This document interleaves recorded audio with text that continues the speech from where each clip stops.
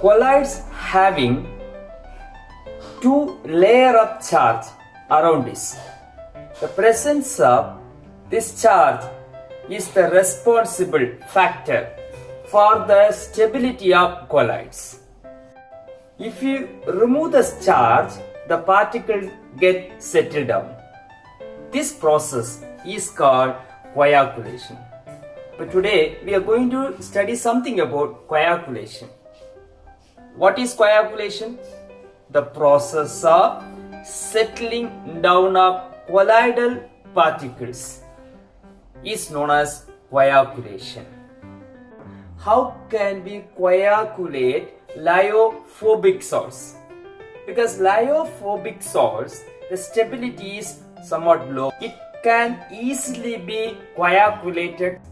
Let's discuss one by one. The first thing, lyophobic colloids can be coagulated by a process of electrophoresis. We studied about electrophoresis. Electrophoresis means on placing some electrodes, the dispersed particles are moving.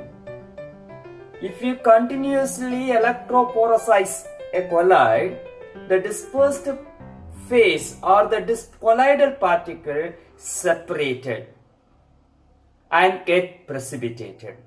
Thus, we can coagulate these lyophobic salts. Second method for coagulating lyophobic salt is by mixing with the oppositely charged colloid.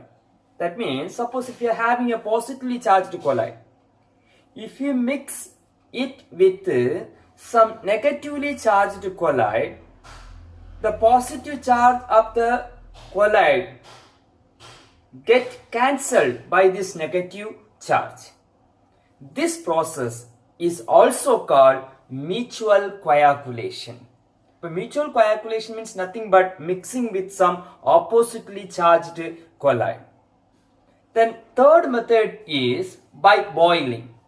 If you continuously boil the given colloid, the electrolyte present in the colloid get evaporated and the colloid get settled down.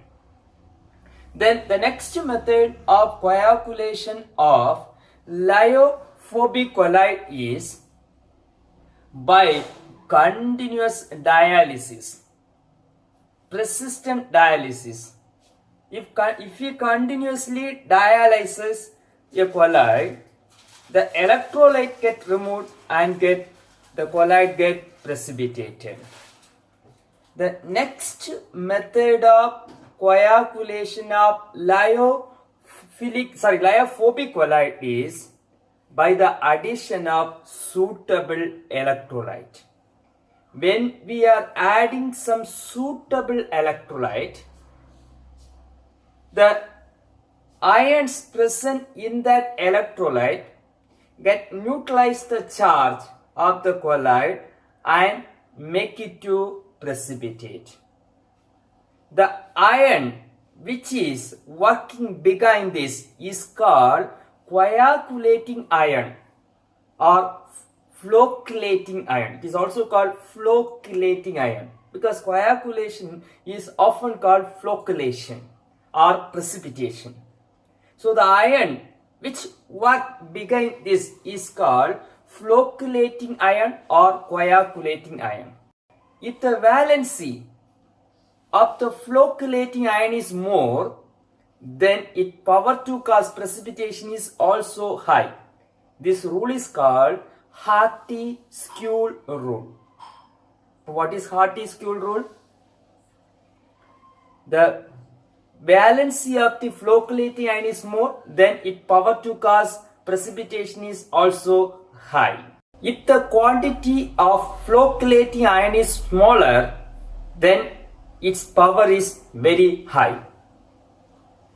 So the minimum concentration of electrolyte in millimoles per liter that must be added to 1 liter of colloidal solution so as to bring complete coagulation is called coagulating value or flocculating value.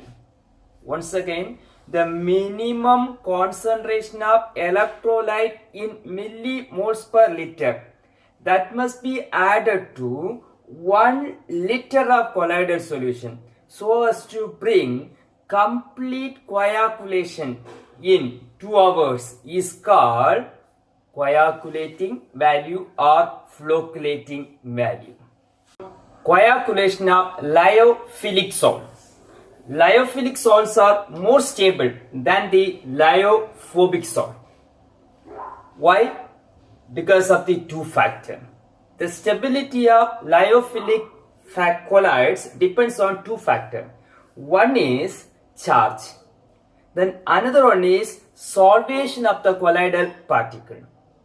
So in lyophilic colloid, the charge between dispersed phase and dispersed medium is somewhat high. It possesses high charge. Then the solvent molecule or the dispersant medium particle solvated completely the dispersed phase. For coagulating lyophilic colloids, we have to remove these two factors. How can you remove these two? The charge can be removed by the addition of some electrolyte.